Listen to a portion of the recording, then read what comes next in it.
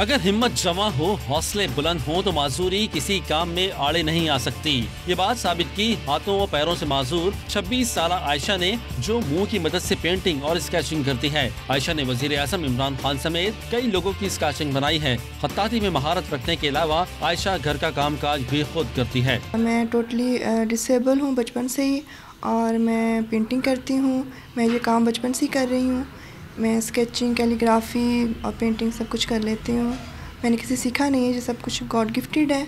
आयशा का काम न सिर्फ फनी एतबार से उम्दा है, बल्कि इसकी जिंदगी भी हर एक के लिए हिम्मत और बहादुरी की मिसाल है। मेरी बेटी है आयशा, ये बचपन से इसको बहुत शौक है, पेंटिंग का करती है, तो